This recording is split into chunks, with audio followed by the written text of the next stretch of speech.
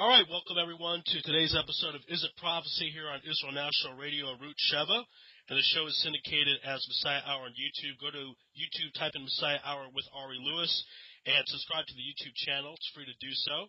And you can check out some of my previous interviews with Rabbi David Capps, Rabbi Ken Spiro, Dr. Gerald Schroeder, and much, much more. Of course, you can email me, messiahhour@gmail.com. We have a very interesting guest today. She is in Israel, all the way from Denmark. And she's a proud Zionist, even though she's not of the Jewish faith. So please give a warm Is It Prophecy welcome to Jane Keel. Jane, how you doing out there? Hi, I'm very good. How are you? Doing great. So the number one question right now is, you're not a Jewish person, but you came to Israel. Tell us why that is. Well, I have a very blessed background. I grew up in a Christian home, and I had grandparents praying for Israel every day. I have a mom who prayed for Israel every day and who was teaching me about Israel. And of course, when I read the Bible, what do I read? I read the whole history of Israel. So how can that not come to life inside of me? But when I kind of grew up, I started paying attention to when I was watching the news. And Israel is always the center of attention. But Israel was always the bad guys when I was watching the news in Denmark. So I was like, I gotta go see for myself. What is this about? What's this fuss about Israel? And why is Israel always portrayed as the bad guys? Because that kind of goes hand in hand with what I was reading in the Bible. So I started coming here with tourist groups to see for myself. And I just fell in love with you and your people and your country.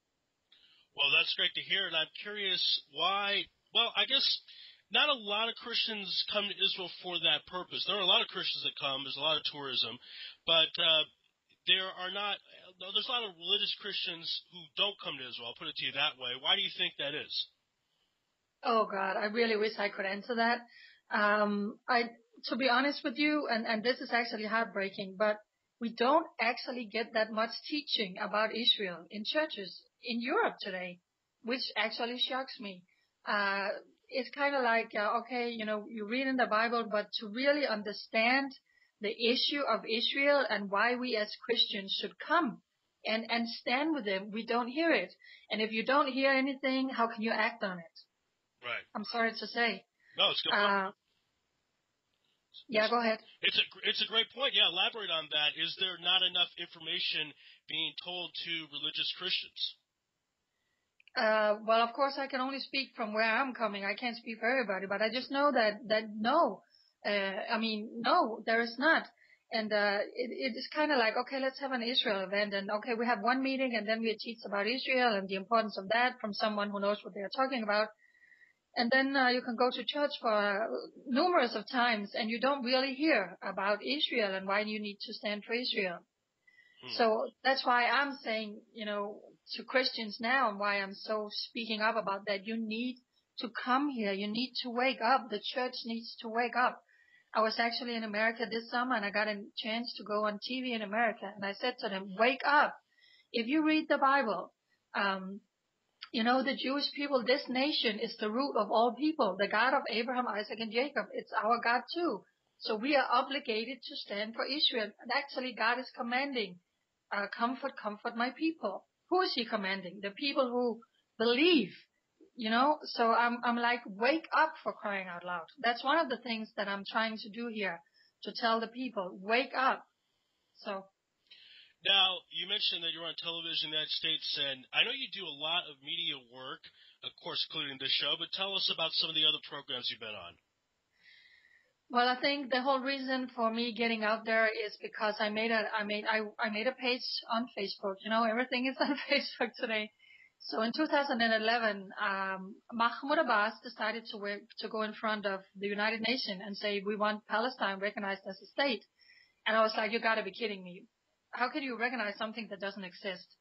So I really felt in my heart, God speaking, saying, would you be a voice for Israel? Because the Jewish people need someone to speak up for them that's not Jewish.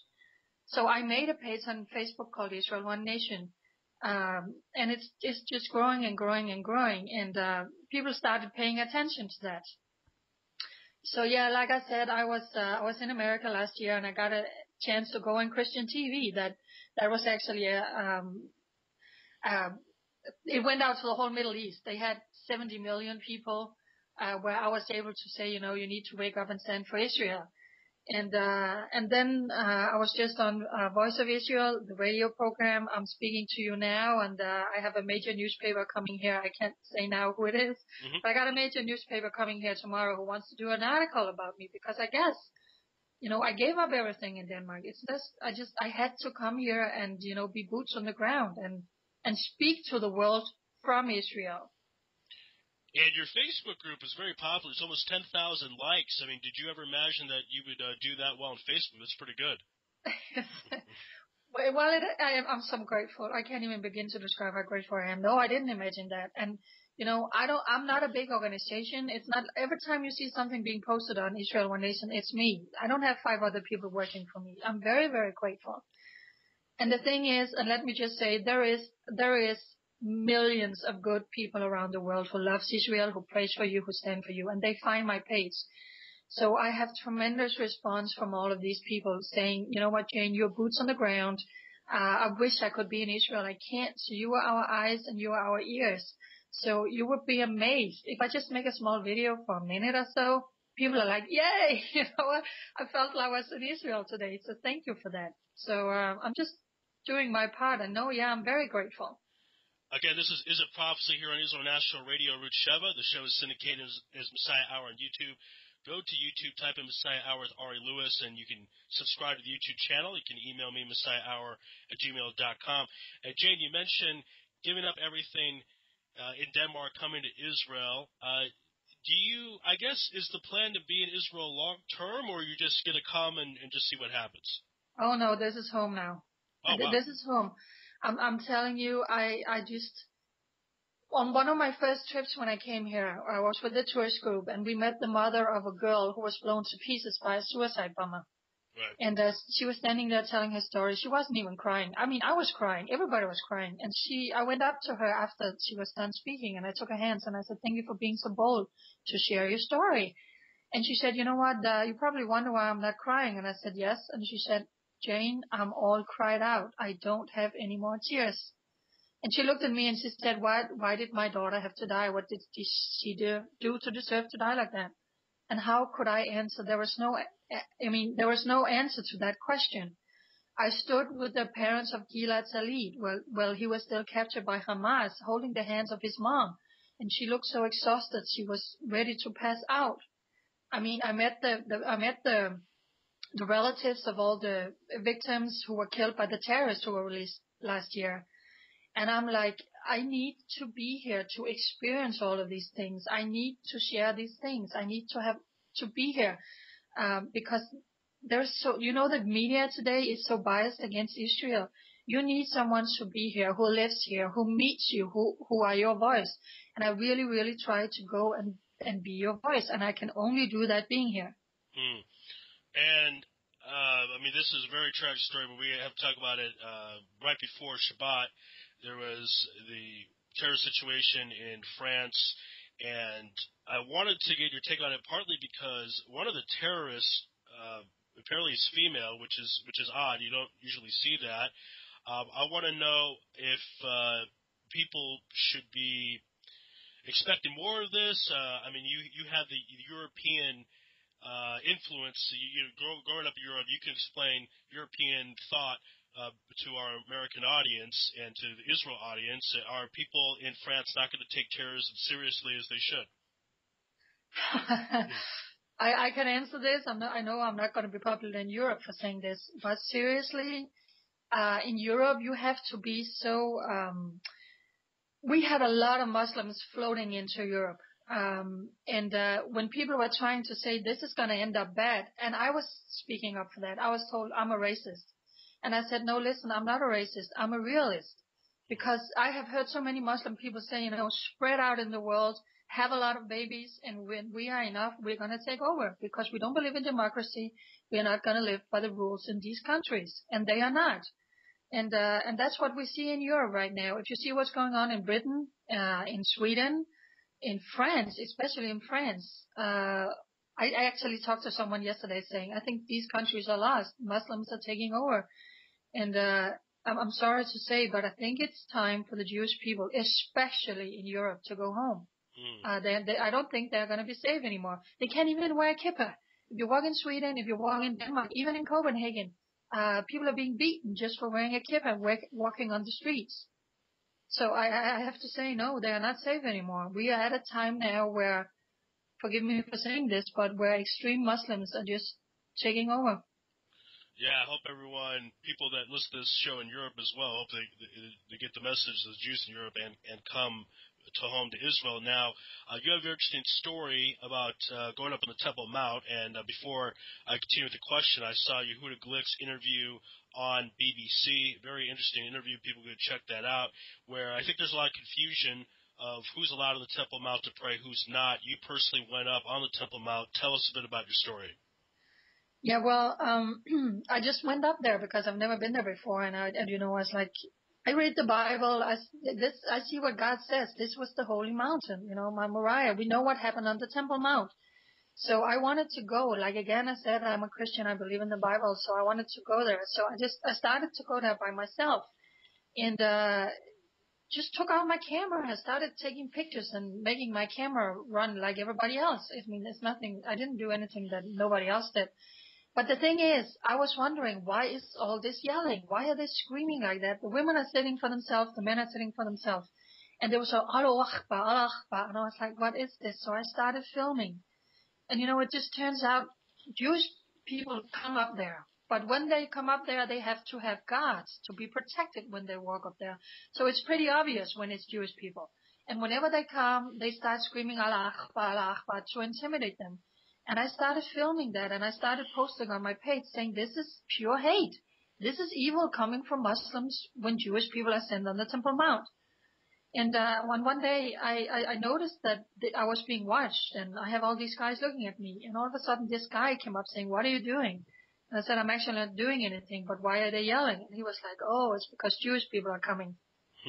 So he started telling me all these lies, how the Jewish people were telling that they had a first temple and a second temple, and there was never any proof of that.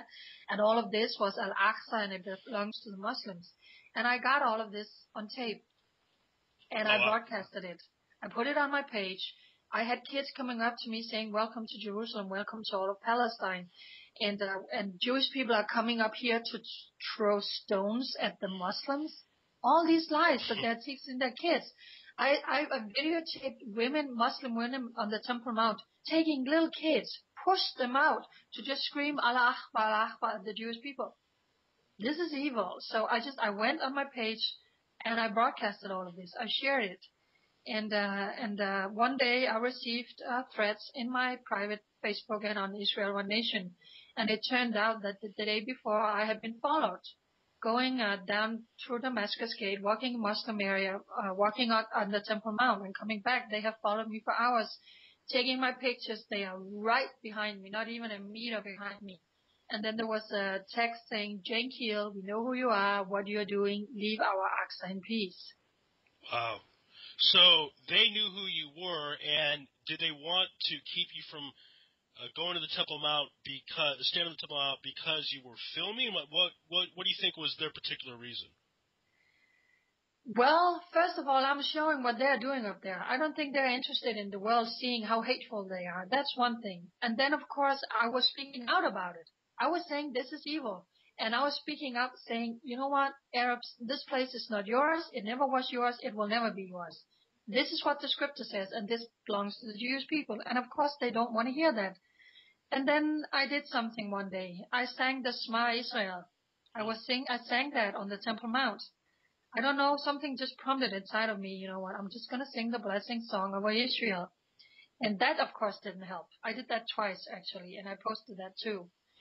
And then it turned out a few days later that pictures of me on the Temple Mount and pictures that I had shared on my private Facebook was all of a sudden published by a guy in Jordan apparently he was keeping his eyes on who's going on the Temple Mount. So all of a sudden he was sharing my pictures saying, actually he thought I was Jewish, saying that I go up there and I violate the place and I pray to the God of Israel and all of these things and I'm the enemy. So everybody around that place should watch me, should follow me. Again, threats. And a lot of Muslims were sharing that, were liking that, was saying that how Allah was going to take me in a brutal way. And then another page shared that. So, hey, they don't like me. Wow. Yeah.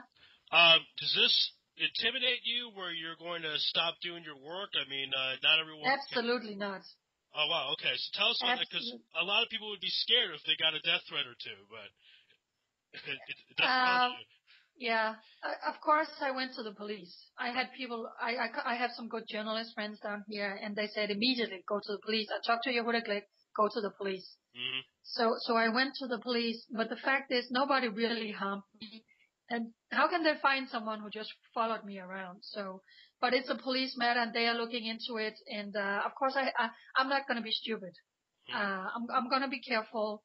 I'm not going to go to the Temple Mount alone anymore. I'm not going to go in the Muslim areas alone anymore, but I am not going to be quiet.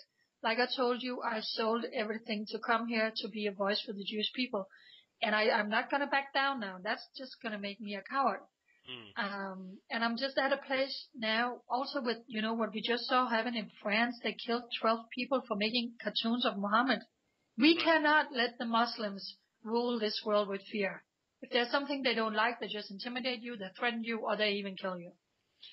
Now, great point there. We'll talk more about intimidation in a few minutes, but I'm curious, you talked about the police. Usually when Jews go up on the Temple Mount and if they say Shema, the police will arrest them, or at least they will try to if they see it. I want to know if it looked like at all there was a chance you would be arrested on the Temple Mount. No, I was careful. The day I did this, the funny thing is, every time you go up on the Temple Mount, they have guys looking at you when you come, and if they can see a little bit of skin, cover up. They always come up to me too. So I had done that. And on that particular day, actually, I was with a friend, a male friend. And this young guy, I mean, what was he, 18? He was hysterical, and he came up to me and he was, cover your hair. And I said, you don't tell me what to do. And he was so mad. I think he was nearly smacking me. So I had to take my scarf and cover my hair, which I really resented. I took it off the minute he left. But actually, so I'm standing there with my sunglasses and my hair covered. And I'm looking around. So I was smart. I waited until there was no people around me. And I said, you know what? I'm up here. People can watch these videos on Israel One Nation. And I just said, I want to do something. I had people saying after me, are you crazy? If the police saw this, they would have arrested you. So I picked a good time and to do it when nobody was really watching me. And the second time I was sitting on the stairs going up to the Dome of the Rock. And I was just sitting down. And of course I don't stand up and scream. I sang not loud, just quietly. And the funny thing is that the second time I'm doing that, singing the blessing over Israel, I have all these Muslim women completely covered up, walking into my shot. So that kind of, I don't know. That did they walk into your shot on purpose to block? No, they didn't know. No, they didn't know. No, just pure coincidence. Okay. But I have to say that I did notice a couple of times that they were following me up there, and one time it was a female with a big camera, and the way she was taking pictures, kind of like she was a tourist. I noticed she was taking pictures of me, and I actually in one of the videos that I made up there, I'm actually saying I got a tail. I'm being watched now. So. Is it intimidating? Yeah, I can, a little bit. Of course it is. But it's not going to make me stop. And I want to know also, when you're up on the Temple Mount, you were talking about the intimidation and the police trying to stop you, but you mentioned saying the Shema. Spiritually, what did you feel being on the Temple Mount? Because a lot of people have different experiences. They feel something different. I want to know if you felt something different being on the Temple Mount. The atmosphere is evil. I have to say, the atmosphere coming from the Muslims is evil. The Allah Akbar, the anger in their face, the hate in their eyes when they see Jewish people, that is flat out evil, and you feel it. And seriously, that's one of the reasons why I go to pray to the God of Israel. This is His place. I will keep saying that until the day I'm not here. So I think in the spiritual world also, it's important that someone go and pray up there. Seriously, because it is so evil up there. And I had, like I told you, I had that guy coming up to me, and he was like, "Okay, let me show you around." And of course, in some kind of way, he was nice, being the tour guide, and he was showing me around. This is this, and this is this, and this is the blah blah blah. But all the lies and the propaganda coming from people up there, it's like, are you kidding me? Someone needs to share this. Someone needs to speak out. Even the indoctrination of their children, telling them you gotta scream at the Jewish people because they are coming here to stone you. What is this? Yeah, So it's crazy, and I'm very happy you're on because I wanted people to understand not just from a Jewish perspective, but from a Christian perspective, what's going on the Temple Mount. And I wonder if you talk a bit about the Israeli military, because a lot of the media says that they're evil, they do bad things, they try to kill children, and this kind of crazy stuff. I want to know your thoughts, because you are not Jewish and you're not Palestinian, you're not a Muslim. I want to get your take on what do you think of the Israeli Defense Force. they are the best army in the world. Are you kidding me? They are the best army in the world, and they are the most humane army in the world. The funny thing is, the last few days, I've been watching a video made of them. Did you know that you guys you treat your enemies in your hospitals? I just saw that. How they took Syrian fighters and they helped them and they brought them to your hospitals. But the thing is, we have all seen the propaganda coming at your soldiers. We have again seen how the Palestinian takes their children, push them up to the soldiers to scream at them just to provoke a reaction. And they're standing ready with their cameras and so they can film the minute if by any chance one of your soldiers should lose their cool. And they don't. Your guys are the most moral and the best soldiers in the world. And for anyone saying anything else, it's just propaganda. It really is. Your guys are the best.